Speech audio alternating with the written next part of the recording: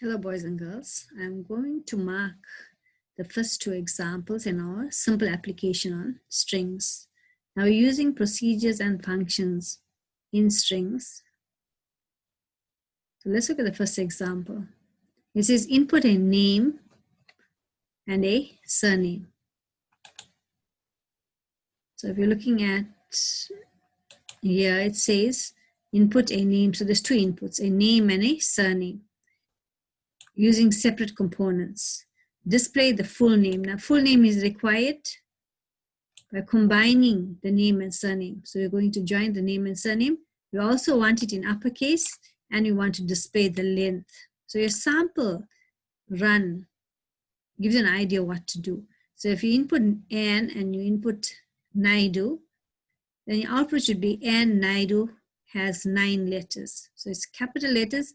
And note there's a space here. The question does not tell you, but in the sample run, it's the full name. So Ann Naidu needs to have a space between Ann and Naidu. So you can see the two parts of the name. And you also need to say has 9 is the length, 9 letters. Now in your full name, if you're counting the full name, there's 3 here, 4, 5, 6, 7, 8, 9 without the space. So if you find the length of the whole hand and Naidu, you're going to get 10. It's going to include the space. So an option is to find the length of the whole and Naidu, the whole full name, and subtract 1 to get 9 letters. Or the alternative method would be to find the length of N, find the length of Naidu, and you add that to give you the 9 letters.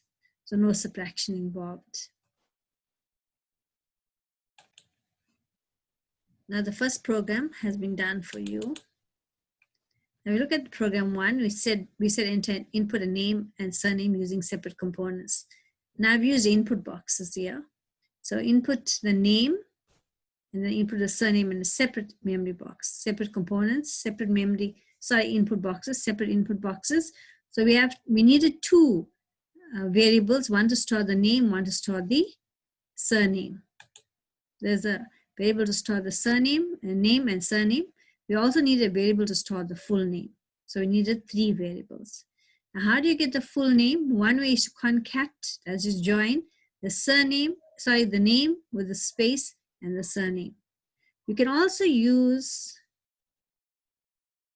Sname plus space plus surname. So you can use the plus sign instead of using the word concat.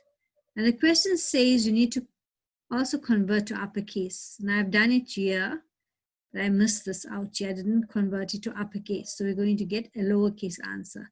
So let's change this program so we can convert it to uppercase.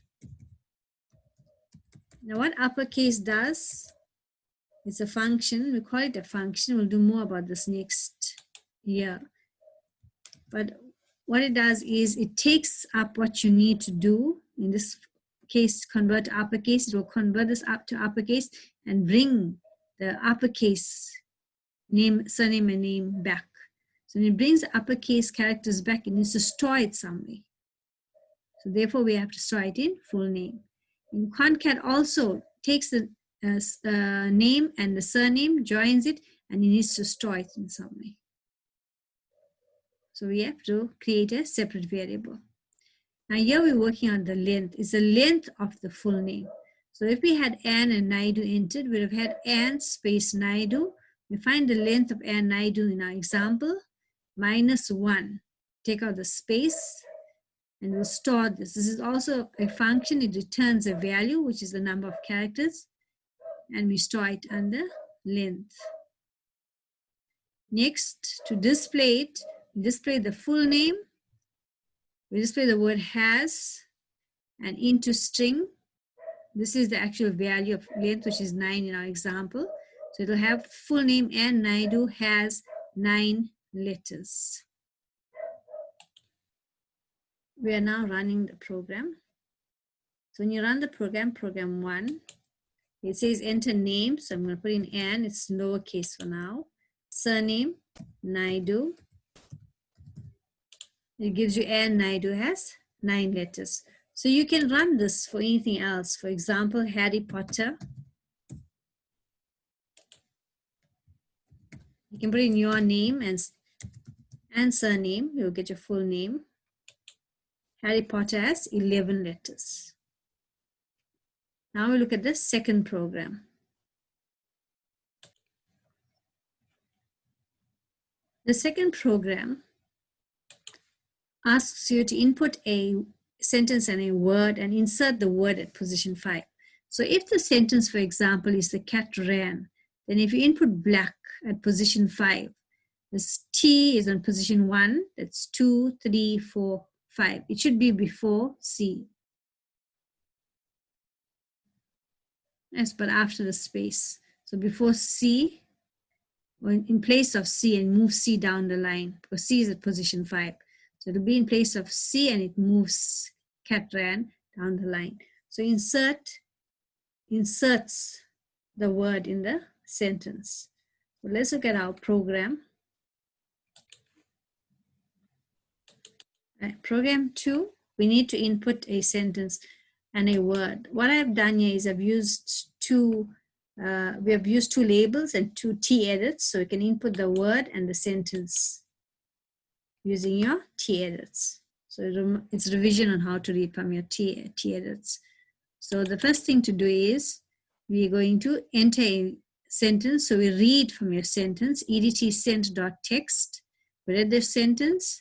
Remember, we have to declare variables to store the sentence and the word. So you're reading your sentence, you're reading your word, and the question was insert the word, insert S word in sentence at position 5.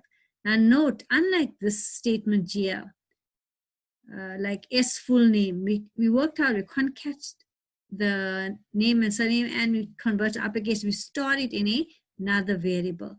Now for your insert and your delete, if you're looking at your notes, for insert and delete, we do not store it in another variable. That is a mistake quite a few of you made in your answers that I looked at. You need to insert the word in the sentence. So the word goes into sentence and the answer is stored in sentence. So we don't have a colon equal to, we do not assign it to a variable. So you don't have this, you don't have a separate variable like you did at the top here, where we joined and we uppercase and we stored it somewhere. For your insert and delete, it's written on its own, the statement. It's stored in SCENT. So when we're displaying SCENT, the answer is in SCENT. Here, the answer is in full name. We have to display full name. We have to store it in full name. But for insert and delete, the change happens. These are called procedures. The change happens here in your variable. So there's no need to store it into something. All right, so we're going to run this to see how the insertion works. Okay, so for program 2, we need a word and a sentence. And according to our question, it was, we have to insert the word black. And the sentence was, the cat ran. That's what we need to do. So for program 2, we run it. The black cat ran. The black was inserted in the cat ran. And that's your answer. So remember, boys and girls, when we're working with insert and delete, we do not store it. The change happens in this case, in SCENT. So we display SCENT. Here when we worked out length, the change had to be, the answer had to be displayed in another variable. When we concat or use uppercase, it's put into another variable. So look at your string notes again. You will see that insert and delete requires you to display on its own without assigning it to a variable. Here's your worksheet on insert and delete, where we insert a word in a sentence. Note it's on its own. But if you look at these are called functions. See, string functions. All of these need the colon equal to, you need to assign it. All of these need to assign it and store it in a variable. So you need to declare a variable for these. But for this 2 here, there's no need to use a variable. Their statements stand on its own. So relook at the other applications you have completed. Check your answers before I mark the work.